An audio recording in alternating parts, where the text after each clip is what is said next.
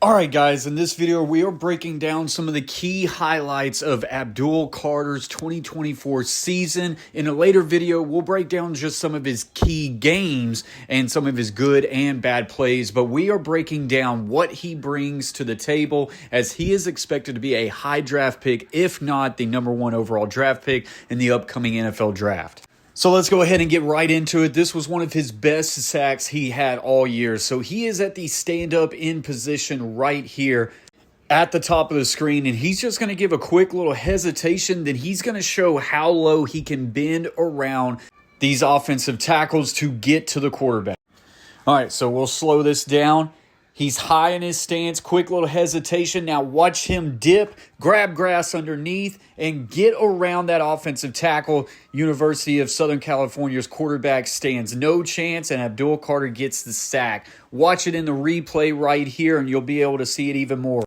What makes Abdul Carter the potential to be such a high draft pick is that he can do it from multiple positions and he can do it with multiple techniques. Right here, you can see he's pretty high off the line of scrimmage right here, and he's setting up this offensive tackle. He could go bull rush, outside, swim underneath. He goes up high, slow little hesitation. Now he dips that right shoulder, gets low to the grass. Anytime you see defensive ends that can bend that low and around offensive tackles like that, it is not a technique that every defensive end knows, and it can go a long way in the NFL. Okay, so let's get to the next one right here against Ohio State. 3rd and 7. That is Abdul Carter at the bottom of the screen. This time got his hand in the dirt, and instead of just being slow off the ball at this time, now he shows you that great get off that he's got from the line of scrimmage, and he's just going to beat the left tackle right here straight. All right, so let's see it. Snap the ball. Really good get off. He's already got leverage on the left tackle. Left tackle has no opportunity to get back in his stance. And before you know it, he's got that quarterback down, Will Howard. They put the left tackle on an island, and Abdul Carter was able to expose him. And if he can do this in the NFL level, now you're talking about having to keep tight ends in or running backs to chip, and then that will alleviate other people on the line of scrimmage to attack the quarterback. Okay, so on this next one right here, Abdul Carter in the same position, got hand in the dirt. He's going to jump off this line of scrimmage, but instead of taking an outside rush, now he rips that right arm underneath and goes inside, and the left tackle who was trying to set back for that hard edge, now Abdul Carter beats him with speed on the inside and instantly sacks the quarterback. Once again, quarterback takes a snap. He's got less than 2 seconds, and Abdul Carter is already in the backfield. He's got incredible speed and get off. Then he's got really good technique with his hands. Let's keep moving. This one against Kent State, one of their weaker opponents. He is on the outside. Again, hand in the dirt at the top of the screen right here. Just a left tackle. They don't have any tight end or running back on this side, and that's probably not going to bode well for Kent State. Quick get off right here, and already has the outside leverage. He just takes that inside arm, and now right here, he is fighting through a holding call and still gets to the quarterback, and the quarterback right there, once again, less than 2 seconds to throw a football, beats him with pure speed. Of course, in this situation, athleticism outweighs the left tackle for Kent State. He had no opportunity, and I have no idea why they were not chipping at all with a tight end or a running back in that game.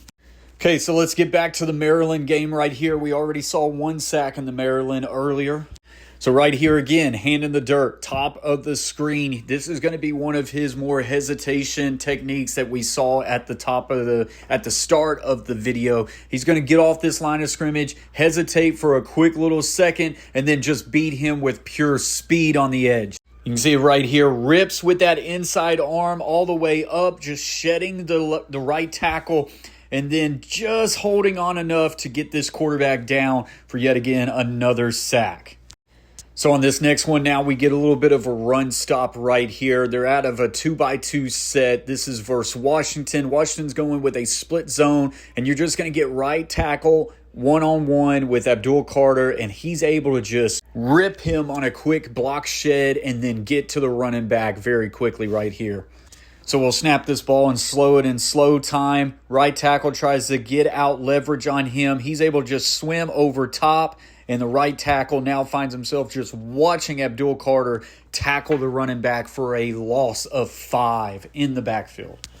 Let's go back to the Kent State film. But real quick, guys, if you're gaining value and if you're enjoying this video and you've yet to subscribe to the Coach Plays, hit that subscribe button right now. We're going to be doing a lot more film breakdowns on NFL draft prospects coming up leading to the NFL draft. Right here, another run-stopping play. Left tackle is going to be left solo on Abdul Carter. Not good for this left tackle out of Kent State. It's another quick swim move by Abdul Carter with his right arm right and gets skinny underneath. Running back is now caught 3 to 4 yards in the backfield. And it's just, you're seeing so many times Abdul Carter clearly on these highlights of him just getting in the backfield very quickly. And these running backs are caught trying to fight for any sort of yardage they can get, just 2 or 3 yards in the backfield. This one right here is one of my most favorites that I've been able to see from him. 4th and 1, critical play in the Maryland game. Maryland goes with split zone, and this H-back right here, his job is to kick Abdul Carter out, and they're hoping to find a crease.